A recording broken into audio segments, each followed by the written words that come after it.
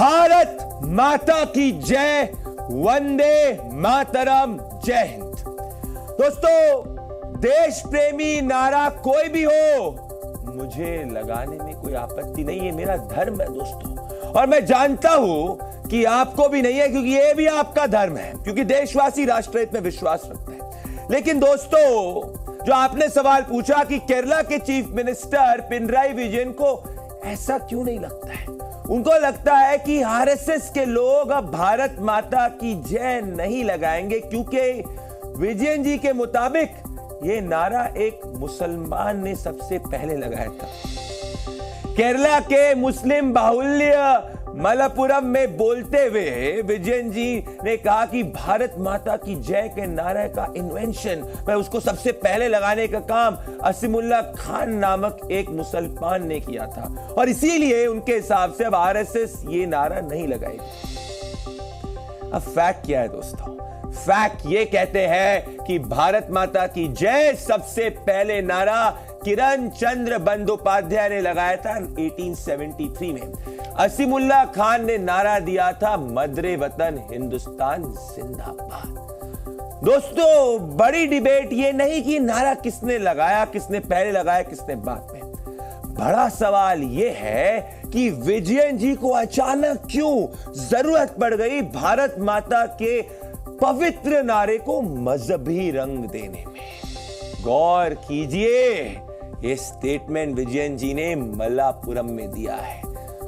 मलप्पुरम जो लोग नहीं जानते, विजयन जी को पता है अच्छी तरीके से कि 68% मुस्लिम आबादी वाला क्षेत्र है। विजयन जी, मुझे भी पता है, और मुझे यह भी पता है कि यह सीट हमेशा से पिछले कई समय से इंडियन यूनियन मुस्लिम लीग जीतती हुई आई है। और जब से सीएए लागू हुआ है, आप सभी सारी पार्टी केरला के अंदर, Congress, left, Indian Muslim union league, ये सब के सब आप सभी लोग वहां पे मुस्लिम आबादी को अपीस करने के चक्कर में हर वो स्टेटमेंट दे रहे हैं जिसकी जरूरत भी नहीं है। क्या विजयन जी, आपका ये स्टेटमेंट इसी तुष्टीकरण की राजनीति की एक रणनीति नहीं है? आखिर भारत माता की जय का नारा कब से मजहबी हो गया, ये सवाल देश की जनता पूछ रही है। क्या पिनराई विजयन, जो इंडिया अलायंस में राहुल गांधी के करीबी माने जाते थे पर अभी अलायंस में नहीं है, अब अपनी हर स्पीच के पहले भारत माता की जय कहेंगे? क्या विजयन जी को लगता है कि भाई अब ये मुसलमान ने नारा इन्वेंट किया तो उसके हर स्पीच में केरला में वो भारत माता की जय कहेंगे? ऐसा तो नहीं कि आरएसएस की बढ़ती हुई शक्ति केरला में जो हो रही है उसके कारण बौखलाए विजयन जी अब भारत माता की जय के अंदर भी सांप्रदायिकता, कम्युनल, किसका धर्म, ये देखने लग गए। दोस्तों, आज इसी का जवाब आपको आपके सवाल में मिलेगा। और देखिए, भारत माता की जय पे ये सांप्रदायिक राजनीति के खिलाफ देश कैसे एकजुट हुआ है, और भारत माता की जय में सांप्रदायिक रंग ढूंढने वाले लोगों के पीछे की वोट बैंक पॉलिटिक्स की सच्चाई क्या है।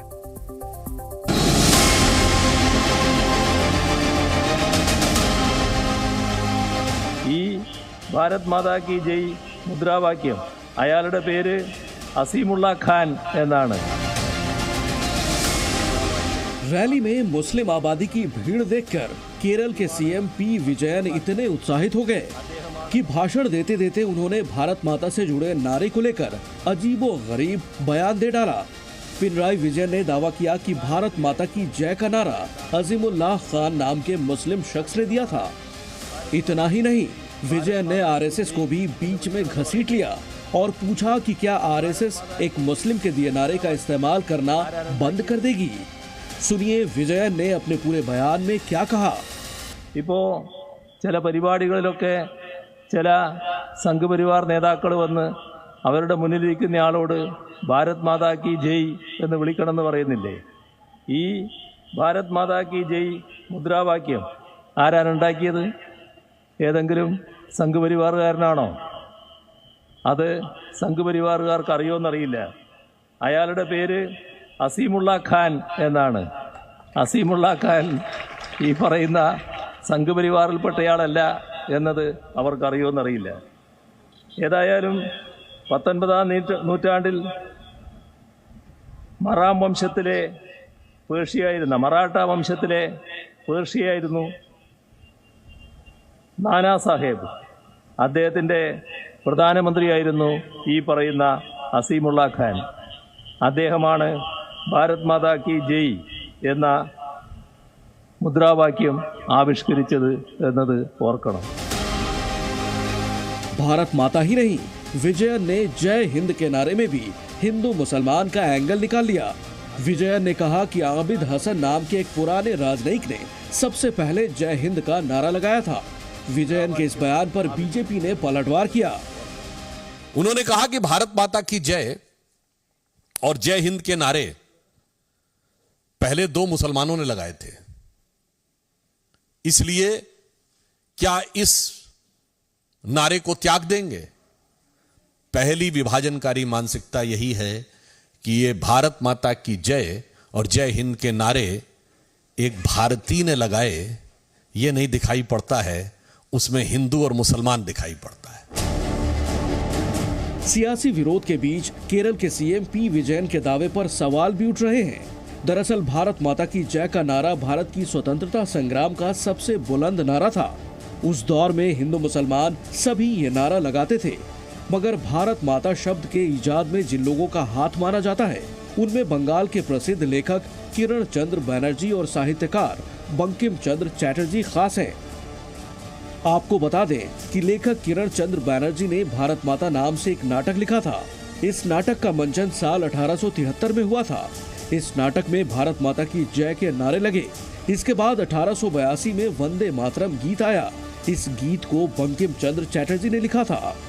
जानकारी के मुताबिक इन 2 साहित्यकारों को ही भारत माता शब्द का चलन शुरू करने का श्रेय जाता है, जिसका इस्तेमाल देश की आजादी के लिए चले आंदोलन के दौरान जमकर हुआ।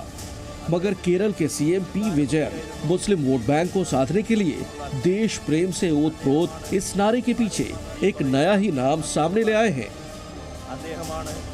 ब्यूरो रिपोर्ट, जी मीडिया।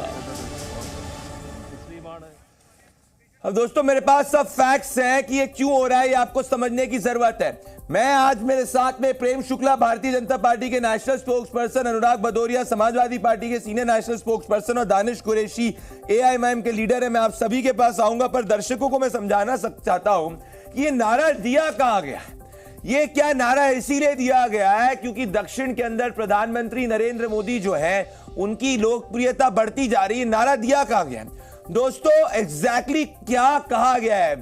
पी विजयन जो इस वक्त केरला के अंदर है, इंडिया अलायंस के खिलाफ लड़ रहे हैं, उनका कहना है कि भारत माता की जय और जय हिंद के नारे सबसे पहले 2 मुसलमान ने लगाए थे। अब हम इसको डीप डाइव करेंगे। वो ये तक कहते हैं कि भारत माता की जय का जो नारा लगाने वाले पहले जो व्यक्ति का नाम है वो अजीम उल्लाह खान था और आबिद हसन के नाम से उन्होंने कहा है। अब ये आप समझिए कि भारत माता की जय नारे के अंदर तुष्टीकरण ढूंढने की कोशिश की जा रही है। ये ऐसा क्यों है, ये मैं आपको पहले बताना चाहता हूं कि नारा लगाया कहां गया।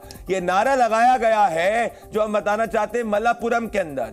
मलप्पुरम केरला के अंदर एक राज्य एक पर्टिकुलर डिस्ट्रिक्ट है, वो मेजॉरिटी मुस्लिम आबादी क्षेत्र है मलप्पुरम। और अगर आप देखेंगे कि मलप्पुरम जो है वहां 68% मुस्लिम आबादी है। तो ये जो नारा लगाया गया है और ये जो कहा गया है कि भारत माता की जय के नारे 2 पहले मुसलमानों ने लगाए थे, ये भ्रम फैलाने की कोशिश क्यों की गई है? क्योंकि यहां 68% मुस्लिम आबादी है। अब पी विजयन को भी पता है कि यहां और डिटेल क्या है। अगर आप यहां देखेंगे कि पिछली बार यहां पे IUML चुनाव जीती थी 57%। CPIM जो है, जो पी विजयन की पार्टी है, वो 31% थी। ये पार्टी ने IUML इंडियन यूनियन मुस्लिम लीग ने कांग्रेस पार्टी के साथ अलायंस किया था। पिछली बार केरला के अंदर मेजॉरिटी मुसलमान वोट कांग्रेस पार्टी को गया था दोस्तों, और इसी के कारण IUML भी जो है वो कांग्रेस के साथ में अलायंस में थी और कांग्रेस के अलायंस को मेजॉरिटी वोट मिला था और उन्हें 90% से ज्यादा सीटें केरला के अंदर जीती थी। 57% वोट शेयर आया था